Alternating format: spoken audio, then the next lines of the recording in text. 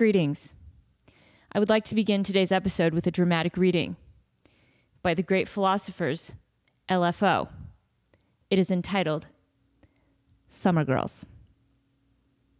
Yeah, I like it when the girls stop by in the summer. Do you remember we met that? So let's get past all that. We all know that part. New kids on the block had a bunch of hits. Chinese food makes me sick. We know that part. What I don't think you all know is the verse. So we're going to move ahead to the verse. Hip-hop marmalade, spick and span. Met you one summer and it all began. You're the best girl that I ever did see. The great Larry Bird, Jersey 33. Shall I continue? Okay. When you take a sip, you buzz like a hornet. Billy Shakespeare, disrespectful, wrote a whole bunch of sonnets. They rhymed hornet with sonnets. Can we just reflect on that for a second? Hornet, sonnets. Call me Willie Whistle, because I can't speak, baby. Is that Willie Whistle? William Whistle? Something in your eyes went and drove me crazy. Now I can't forget you, and it makes me mad. See, that part's normal. Left one day and never came back. Stayed all summer, then went back home. Macaulay Culkin was in Home Alone. Okay. Here's what I feel like is happening with this song. I feel like it was written by two people with that like voice to text app. I feel like you have two roommates. You have a guy who's like completely heartbroken, and then you have his a-hole roommate who's just a total D-bag and hungover, just wandering through the house, just saying whatever he feels at that moment. So he's just like, now I can't forget you and it makes me mad. Left one day and never came back. Stayed all summer, went back home. Hey, do you know that Macaulay Culkin was in Home Alone? Fell deep in love and now we ain't speaking. Michael J. Fox was Alex P. Keaton. Did you know that? When I met you, I said my name was Rich. Hey, you know that girl that you like? She looks like a girl from Abercrombie and Fitch. And New Kids on the Block had like a whole bunch of hits in Chinese food. It makes me so sick. I Ralphed in your drawer last night. I Ralphed in your underwear drawer. Anyway, Boogaloo shrimp and pogo sticks, am I right?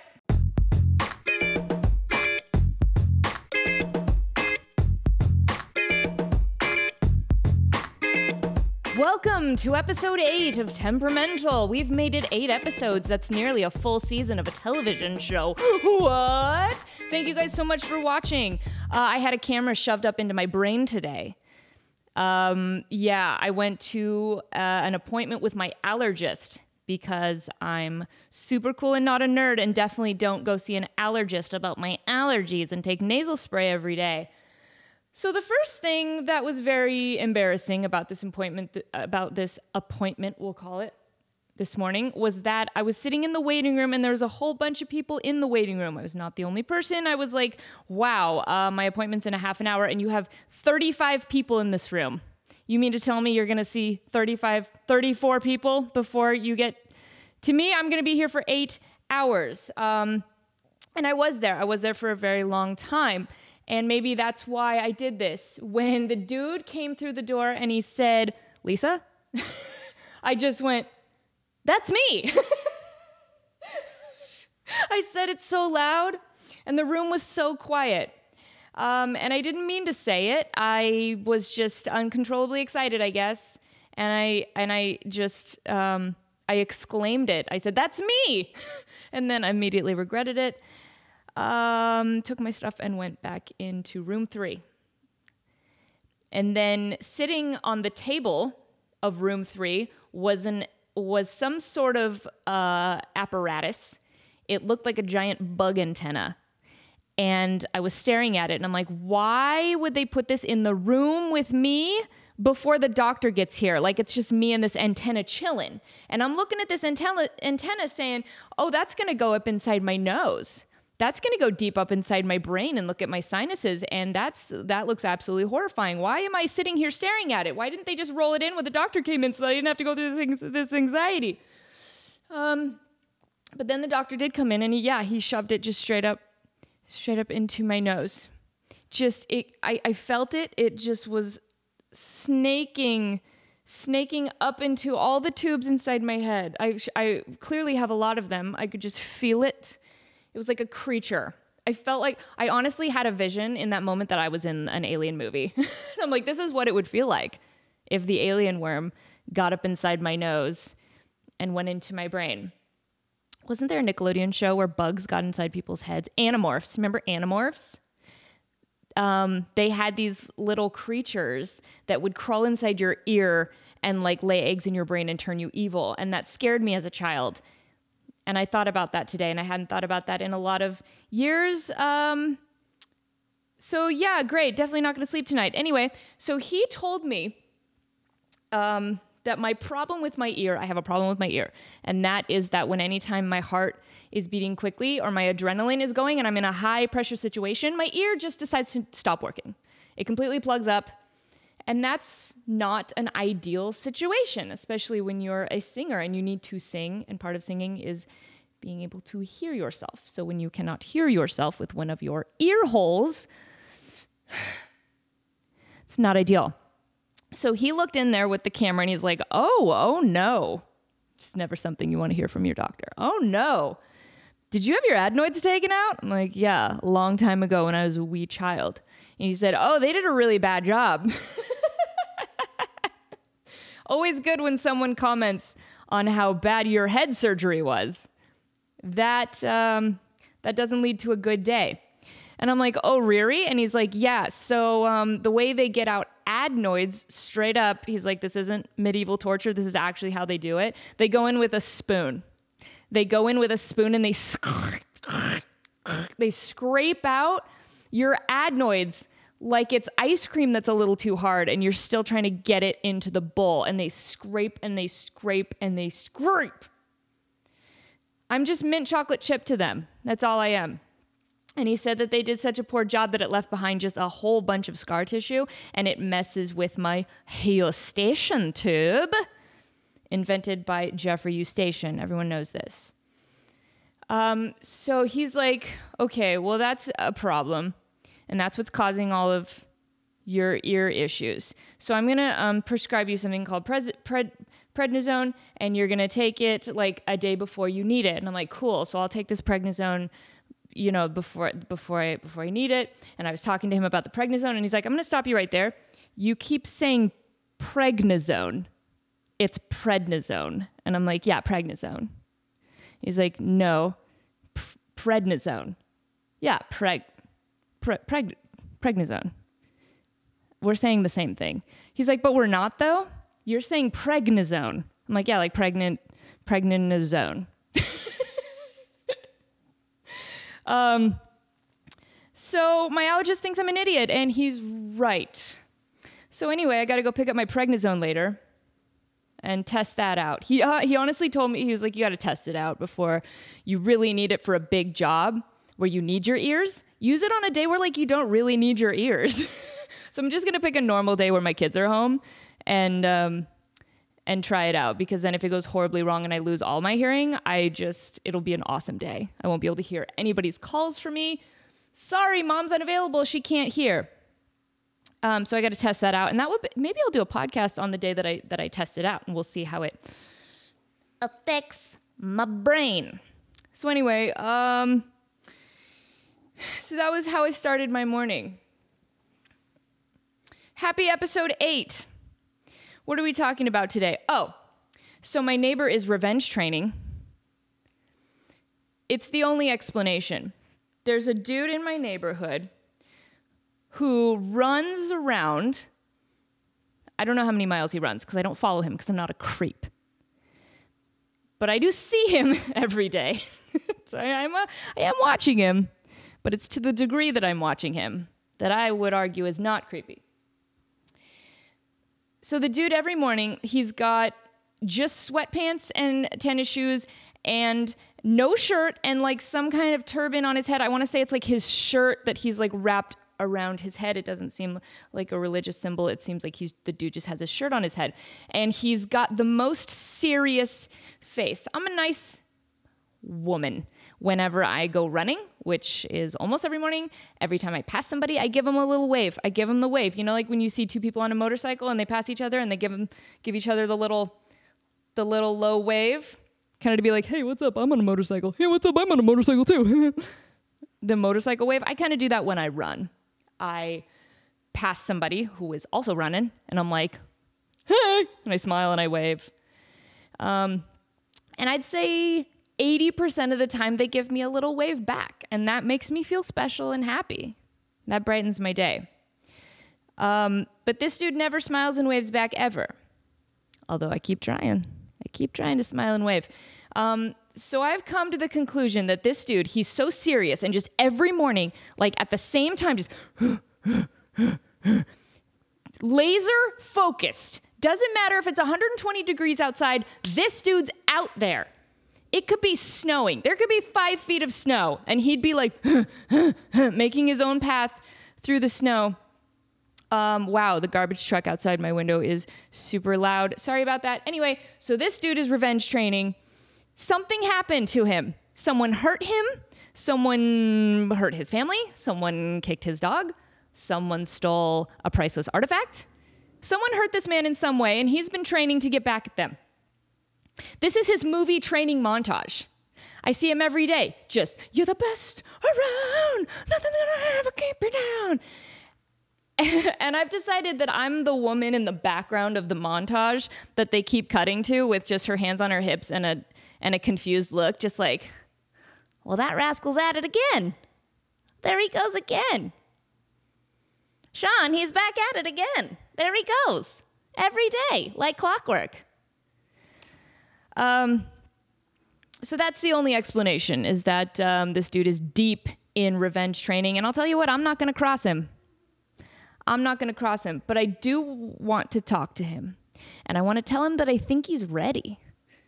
Whatever happened, I think he's there. I think he's ready. He's been training. I've watched this man revenge train for at least 5 years, maybe more. He's there. He's ready. He's good. Dude, go face him. Go win your girl back. Go get your treasure map back from the Russians who stole it in the middle of the night. And also kicked your dog. Go! Avenge! Because I think he's ready, and I'm really proud of him. And if you're listening, revenge training man, please come on my show. Please sit in this chair right here. I've already removed Kevin for you. Sit in this cat hair covered chair and explain to me how your fight went. Or what fight is coming. I need to know all the details. This has been driving me insane. Not more than the doorknob situation in my house. That is driving me the most insane. Still, every day, still think about it. But man, it's like, he's so motivated. I wish I could be that motivated about anything. Maybe I need an enemy. No one has betrayed me in quite some time. Maybe that's a problem. Well, I guess except Kevin, who betrays me every single day, but he does it so much that it's kind of lost all meaning.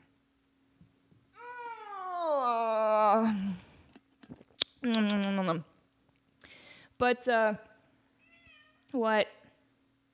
You coming? You coming or what? No? Fine, stay over there. Don't drink my drink. Don't put your cat mouth on my straw, please. I think social media is the real enemy. I think all the people on Instagram who are trying to give advice are the real enemy. Because it's so contradictory. Every ad on Instagram is like, literally everything you're doing is making you ugly and tired and your skin break out. You're living your life wrong. Everything you're doing is wrong. It's like, cut us a little slack, Instagram. Dude. And their advice is so crazy because 1 minute they'll be like, take it easy. Be kind to yourself. And then the next minute they're like, get your butt in gear and stop making excuses. Don't compare yourself to other people. Compare yourself to everyone. Find an enemy. If you don't have an enemy, be Michael Jordan. Create an enemy and destroy them. Kill your friends. It's okay to be poor. It's not your fault. It's your fault. Stop. Take some time for self-care. Never stop, never stopping. You know who stops? Losers. Take a break. Get off your fat butt. Treat yourself. Get that out of your mouth. Yeah, I see you. Boogaloo shrimp and pogo sticks. The world is so against us. Like marketing, oh my gosh. Have you seen a bloomin' onion? I'd give away both Kevins for one bloomin' onion if I didn't have to suffer the gross stomach consequences of it. It looks so delicious. The world is constantly putting delicious food in front of us, and us as living humans who want to continue living, our job is to not eat it. Like every day. See all these delicious things in the world? Don't eat them. And your brain and your body are completely working against each other. Because your body will be like, I'm so dehydrated. And you'll be like, okay, have some pretzels. Your body's like, no, I'm thirsty. Okay, microwave popcorn. Just give me water. Chips. All our body wants is water, and we just think we're hungry and we fill it full of Pringles. And what are those things that you stick on your fingers and think that you're a witch? Bugles. When's the last time you had Bugles? God, they're good. Oh, I'm starving right now. How about when you go to a restaurant and they have like a signature free table dish and you just turn into a different person? Like you go to a restaurant, you sit down, you have not even ordered yet, but they bring you chips and salsa. They bring you rolls. Cornbread. Oh my God. Cornbread. I don't know. What else? That's basically it. Bread, chips, bread, rolls, cornbread. Forget about it. Devil may cry, entrees be damned. You are scarfing that free table dish. You lose all control. You become you become like a robot. You become a machine specifically designed to eat bread. You cannot stop. Your brain's like, please, just for the love of God, stop. You've eaten 10 rolls. Please, I know that the butter has cinnamon in it and it's really good, but please, just stop. Bread. And you're a little bit ashamed of yourself, but you can't stop. You can see your hand reaching for the free table bread and you want to stop because you know there's a delicious meal ahead of you and you should not fill up on bread. But here you go. It's just and you keep eating the free bread. You turn into a different person when there's free bread in front of you. And it's an embarrassing version of yourself. But that's okay. I pretty much eat anything and everything. I like to think that I'm picky because it makes me feel a little more high class, but I'm not. In fact, my family, I'm done with this. It's so hot. This computer's like 1,000 degrees. I'm not a picky eater. In fact, my family on Sean's side, they like to refer to me as the garbage disposal. And that sounds really disrespectful, but in fact, it's actually more accurate than disrespectful. And they call me that because I will finish whatever food is left over. I grew up in a household where, like, you don't throw food away.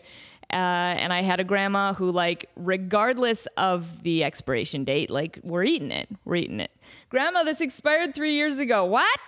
It's fine. Just eat your green cottage cheese and shut up. She was a lovely woman, and I miss her terribly. Miss you, Grandma. But I like to think I'm picky, but I'm not. I'll take a stand on something and be like, I don't like onions. But then I'll be presented with a dish that has onions on it, and it looks really good. And I'm like, well, I guess I'll just eat it. I guess I like onions today. I'm like that with jalapenos. Like, for so long, I took a stand against jalapenos. I'm like, I don't like them. They're disgusting, and they ruin whatever they're part of. And then just like last year, I'm like, I guess I eat jalapenos now because I'm tired of being against them. I need different things to stand for. Jalapenos just aren't doing it for me anymore. There's no thrill in the protest against jalapenos. No one cares. It's not part of who I am. So I've moved on, and I've just decided to accept jalapenos, and I eat them now, and they're fine. I'm not a huge fan, but whatever. I'll eat them. If they're there, I'll eat them. So anyway, I eat everything, and I also know how much everyone else can eat. That's a superpower of mine. I will sit down with my family, and I will look at everyone, and I'll hear them ordering at a restaurant, and I'll be like, oh, she can't finish that. He definitely cannot finish that. Oh, he could probably finish that. And he can't finish that. Oh, and they're getting appetizers? Okay, well, and I do a little math in my brain. I'm like, okay, well, if I calculate how much everyone's going to eat of their meal, and then I analyze how much is going to be left over, that's more than enough for me to eat. So I'm just going to order nothing. And then I just eat the leftovers of everybody else on the table.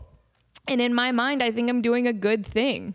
I think I'm saving everyone money, saving myself money. I'm saving the world. I'm not wasting food. I think I'm doing a good thing. And then I get called a garbage disposal. And I've decided to own this nickname. In fact, I can't remember. I may have given this nickname to myself. It sounds like something I would do. I don't need your commentary. But thank you for being here and covering my chair and my pants in white cat hair. And now Riley's here. Yay. Oh, she's doing her yoga pose. Downward dog. Very nice. Yep. Hips, legs hip width apart. Good. How you guys living? Did you guys see Kevin throw up earlier? Yeah, right before we started filming, I think Kevin got a little some pre-show jitters and just ralphed it on up over by his water over there. Hi, Riley. Anyway, what was I talking about? Yeah, being picky about food. The only thing that I'm kind of picky about when it comes to food is chicken wings with the bone in. I don't eat meat off the bone because I'm not a fucking wolf. I'm sorry for my passionate swearing. I should feel very strongly about this. I don't like it to get all up in my teeth and all over my hands. This is why we have silverware, okay? I don't like sitting out in a public place with both hands covered in barbecue sauce. What if a fan approaches and I need to sign an autograph? That's never happened. But anyway, but then I get made fun of if I go to Buffalo Wild Wings and I order the boneless wings because they're like, this has got chicken nuggets again. I'm like, and they're right. And I will admit that the boneless wings taste a lot worse than the bone-in wings. The bone-in wings. So sometimes I just suck it up and do it anyway. That's what I'm telling you. I try to have a cause and I try to stand up for something I believe in. And then I buckle immediately. I roll over faster than a troop of trained circus poodles. There she goes. Buckling faster than the back of my knee when someone barely hits me. That's me. That's a weakness. That's my Achilles heel. It's my foil's knee. For some reason, I just stand with my knees locked all the time, maybe from my ballet days. And then if someone just barely taps the back of my knee while I'm standing with my knees locked, I just collapse. Like those little toys where you hit the button and they just go, and they just kind of go sideways. Sorry for the people listening who can't see my amazing reenactment of that toy. But yeah, I guess I'm just not picky about anything. Super easygoing, but also a ball of anxiety at all times, so I don't really know what to make of me. I guess that's just the end of the episode. Thank you guys so much for watching. Yeah, episode 8. Dang, 8 episodes. That's an exciting thing if you're on a show and a network's like, we'll give you 8 episodes. And then you argue for 13. They're like, let's start with 8. But you know what? I'm going to 13. We're rolling on forward. We're doing it. I've got more All That stories. I've got more Kevin stories. I've just got more fun stuff. And I need you guys to watch and listen in order for me to keep doing this because I'm having the time of my life. I'm literally having a blast every single time I do this. So thank you guys so much for watching. Episode 9. Here we come. Bye.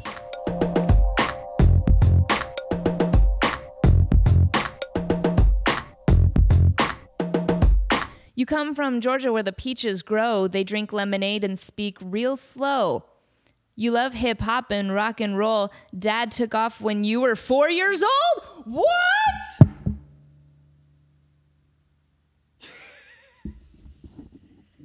They just snuck that in there? Hey, you like hip hop. You like hip hop and rock and roll. Remember when you were abandoned as a child?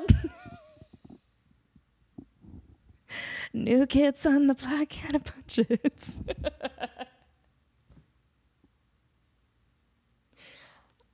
I hate this song.